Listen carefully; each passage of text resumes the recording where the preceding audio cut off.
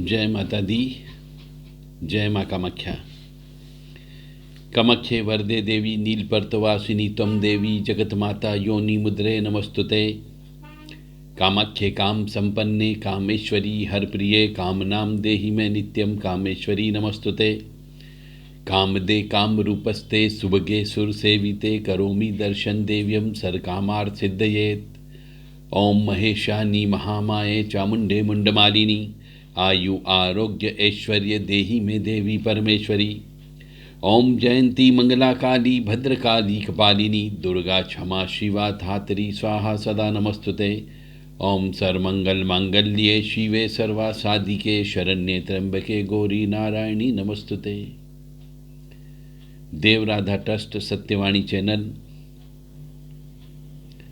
प्रत्येक मनुष्य के जीवन में ऊंच नीच पिछले जन्म के कर्म के अनुसार इस जन्म के ग्रह नक्षत्र देते हैं। 9 ग्रह होते हैं। उस 9 ग्रह में से किसी के 1-2 ग्रह खराब होते हैं, तो किसी के 5 खराब होते हैं, तो किसी के 7 खराब होते हैं, तो किसी का कालसर्प दोष होता है।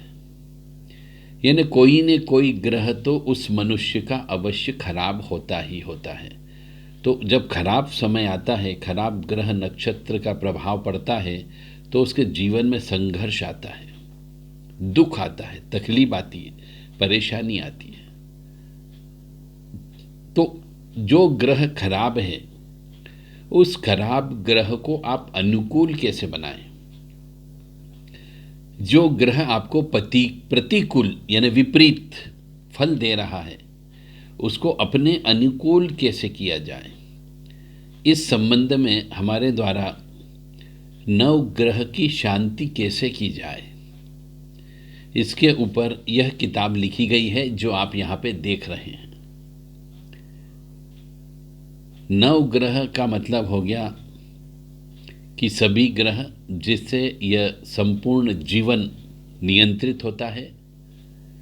कोई ग्रह नीच का हो सकता है, कोई ग्रह उच्च का हो सकता है, कोई ग्रह बाल्यावस्था का हो सकता है, कोई ग्रह वृद्धावस्था का हो सकता है, कोई ग्रहण योग में हो सकता है।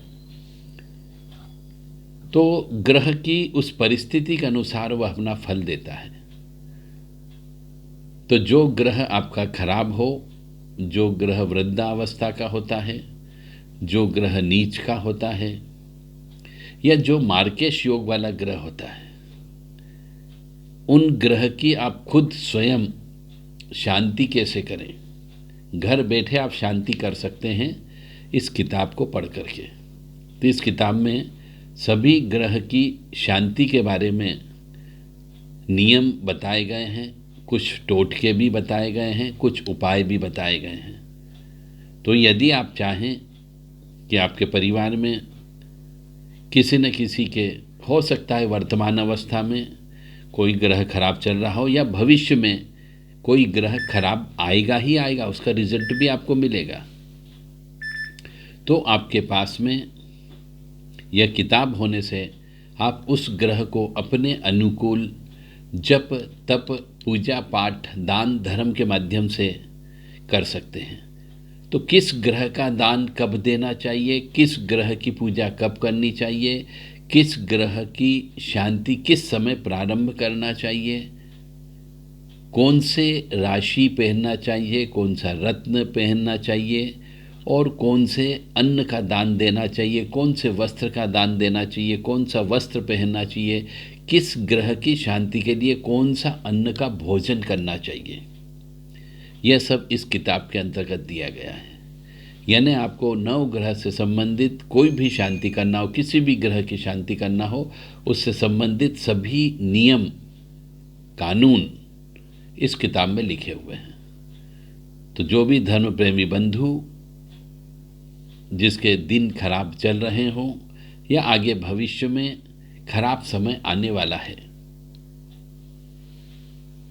उसको ध्यान में रखते हुए यह किताब आप मंगवा सकते हैं। देव राधा ट्रस्ट के सत्यवाणी चैनल के माध्यम से व्हाट्सएप पर संदेश देकर के यह किताब उचित दक्षिणा देकर के प्राप्त कर सकते हैं।